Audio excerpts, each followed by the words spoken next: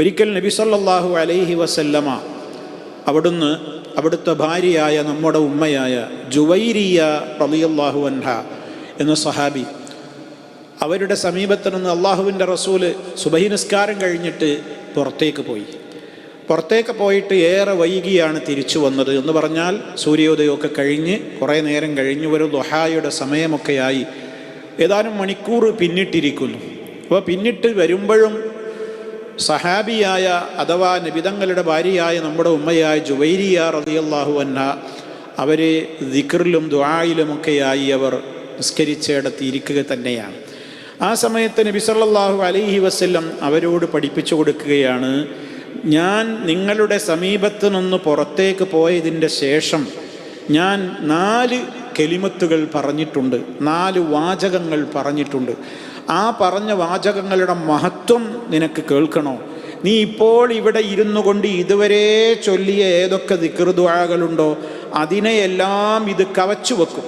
അതിനേക്കാളെല്ലാം ഇത് മീസാനിൽ കനം തൂക്കപ്പെടും. ഒരു തൂക്കുകയാണെങ്കിൽ ഇപ്പറഞ്ഞ ഈ 4 വാചകങ്ങൾക്കായിരിക്കും വെയിറ്റ് ഉണ്ടാവുക എന്ന് പറഞ്ഞ് മഹാനായ നബി സല്ലല്ലാഹു അലൈഹി വസല്ലമ പഠിപ്പിച്ചു കൊടുത്ത ഒരു ദിക്റാണ്. അത് 3 തവണ നമ്മളും പറയാൻ മറക്കരുത്.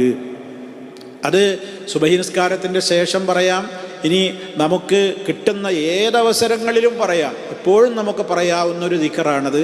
അതുകൊണ്ട് തന്നെ അത് വളരെ ശ്രദ്ധയോടുകൂടി നമ്മൾ പഠിക്കുകയും മനസ്സിലാക്കുകയും ചെയ്യണം. ഒന്ന് ശ്രദ്ധ വെച്ച് കഴിഞ്ഞാൽ അത് നിസ്സാരമായി അഥവാ വളരെ ലളിതമായി തന്നെ നമുക്ക് പറയാൻ സാധിക്കും.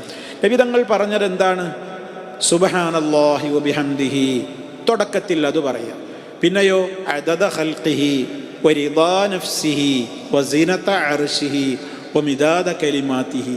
4 കാര്യങ്ങൾ പറഞ്ഞു. സുബ്ഹാനല്ലാഹി വബിഹംദിഹി, അല്ലാഹുവിനെ ഞാൻ പരിശുദ്ധപ്പെടുത്തുന്നു. റഹ്മാനായ റബ്ബിനെ പരിശുദ്ധപ്പെടുത്തലാണല്ലോ സുബ്ഹാനല്ലാഹി. വബിഹംദിഹി, അവനെ സ്തുതിക്കുന്നതോടൊപ്പം അല്ലാഹുവിനെ സ്തുതിക്കുകയും ഏറെ പ്രകീർത്തിക്കുകയും ചെയ്യുന്നു.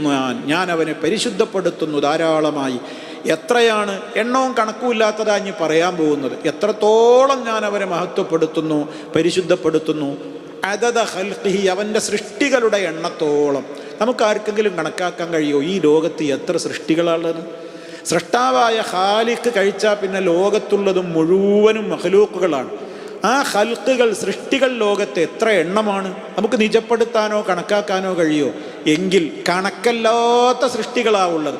അപ്പോൾ റഹ്മാനായ റബ്ബിനോട് പറയണം, റബ്ബേ നിൻ്റെ കണക്കല്ലാത്ത സൃഷ്ടികളുണ്ടല്ലോ, അവരെ എത്രയാ എണ്ണം നിനക്കേ അറിയോ? അത്രയും കണക്കിന് ഞാൻ നിന്നെ സ്തുതിക്കുകയും പരിശുദ്ധപ്പെടുത്തുകയും ചെയ്യുന്നു. അതാണ് കണ്ടോ, സുബ്ഹാനല്ലാഹി വബിഹംദിഹി അദദ ഖൽഖിഹി. ഈ രണ്ടാമത് പറയുന്നതിനും അളവില്ലാത്തതാണ്. വരിദാ നഫ്സിഹി, രണ്ടാമത് പറയുന്നത് വരിദാ നഫ്സിഹി, അള്ളാഹുവിൻ്റെ തൃപ്തി, റഹ്മാനായ റബ്ബിൻ്റെ തൃപ്തി എന്ന് പറയുന്നത് അതിൻ്റെ എത്രയാണതിൻ്റെ വണ്ണം, എത്രയാണതിൻ്റെ അളവ്, അതാർക്കാണ് കണക്കാക്കാൻ കഴിയുക? ഇപ്പം റബ്ബിൻ്റെ തൃപ്തിക്ക് വിലയിടാൻ ഒരാൾക്ക് കഴിയുമോ? റബ്ബിൻ്റെ തൃപ്തിയെ എണ്ണാൻ കഴിയുമോ? റബ്ബിൻ്റെ തൃപ്തിയെ നിജപ്പെടുത്താൻ കഴിയുമോ? പരിധി നിശ്ചയിക്കാൻ കഴിയുമോ? കഴിയൂല. അപ്പം പരിധിയില്ലാത്തത്ര റബ്ബേ നിനക്ക് സർവസ്തുതിയും നിനക്ക് തസ്ബീഹുകൾ എന്നാണ് ആ പറയുന്നത്. ഇനി മൂന്നാമത് പറയുന്നത് അങ്ങനെ തന്നെയാണ്. അതിൽ പറയുന്നത് എന്താ?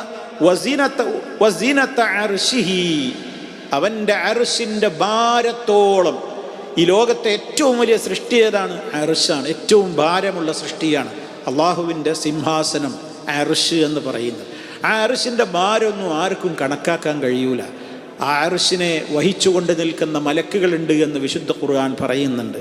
അല്ലദീന യഹ്മിലൂനൽ അർശ, വിശുദ്ധ ഖുർആൻ തന്നെ അത് കൃത്യമായി പറയുന്നുണ്ട്. അപ്പം അത്രത്തോളം വലിയ ഭാരമുള്ളതാണ് അർശ്. ആ അർശിൻ്റെ ഭാരത്തോളം, അത് നമുക്കതിൻ്റെ ഭാരമൊന്നും കണക്കാക്കാൻ കഴിയില്ല.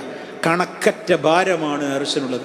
അത്രയും നിനക്ക് ഞാൻ സ്തുതിക്കുകയും നിന്നെ തസ്ബീഹ് ചെയ്യുകയാണ്, പ്രകീർത്തിക്കുകയാണ്. നാലാമത് പറഞ്ഞതും അളവില്ലാത്തതാണ്. എന്താണ്? വമിദാദ കലിമാതിഹി, റബ്ബിൻ്റെ കലിമാത്തുകളുടെ മഷിയുടെ അളവോളം. എത്രയാണ് അള്ളാഹുവിൻ്റെ കലിമാത്തുകളുടെ മഷിക്ക് അളവിടാൻ നമുക്ക് കഴിയുമോ? എത്ര ലിറ്റർ, എത്ര ഗാലൻ, എത്ര കോടി ഗാലൻ കണക്കാക്കാൻ കഴിയില്ല. കാരണം ഒരു സമുദ്രം, ലോകത്തുള്ള ഒരൊറ്റ സമുദ്രം, ആ സമുദ്രത്തിലെ ജലം എത്രയാണ് അതിൻ്റെ അളവ് എന്ന് നമുക്ക് കണക്കാക്കാൻ കഴിയും?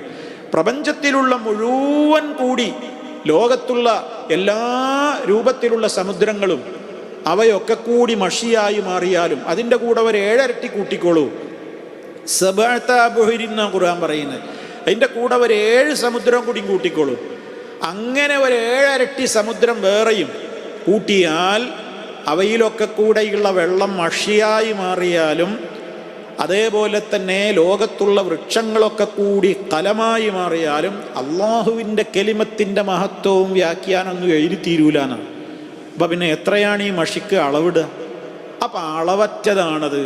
ആ അളവറ്റ രൂപത്തിലുള്ളതാണ് റബ്ബിൻ്റെ കെലിമാത്തുകൾക്ക് ഉപയോഗപ്പെടുത്തേണ്ടുന്ന മഷിയുടെ അളവ്.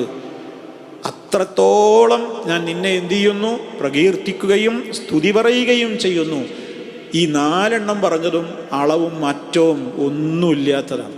അത്രത്തോളം നമ്മൾ ഈ റബ്ബിനെ തസ്ബീഹ് ചൊല്ലുന്നു, അവന് തഹ്മീദ് പറയുന്നു. അതാണ് സുബ്ഹാനല്ലാഹി വബിഹംദിഹി. സുബ്ഹാനല്ലാഹി വബിഹംദിഹി എന്നറിയാത്ത ആളുകൾ ആരാ ഉള്ളത്? പിന്നെ അതിനോട് ചേർത്ത് ഇതാണ് പറഞ്ഞാൽ മതി. അദദ ഖൽഖിഹി വരിദാ നഫ്സിഹി വസിനത അർശിഹി വമിദാദ കലിമാതിഹി.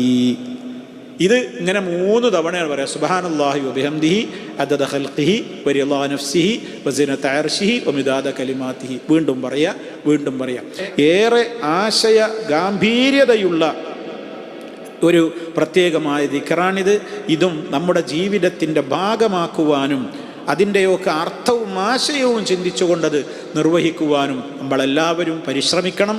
അല്ലാഹു സുബ്ഹാനഹു വ തആല ഈ ദിക്റും മരണം വരെ നമ്മുടെ ജീവിതത്തിൻ്റെ ഭാഗമാക്കുവാൻ നമുക്കൊക്കെ തൗഫീഖ് നൽകപ്പെടുന്ന ആ ഒരു ഭാഗ്യം നമുക്കെല്ലാം അല്ലാഹു പ്രദാനം ചെയ്യുമാറാകട്ടെ. വൽഹംദുലില്ലാഹി റബ്ബിൽ ആലമീൻ.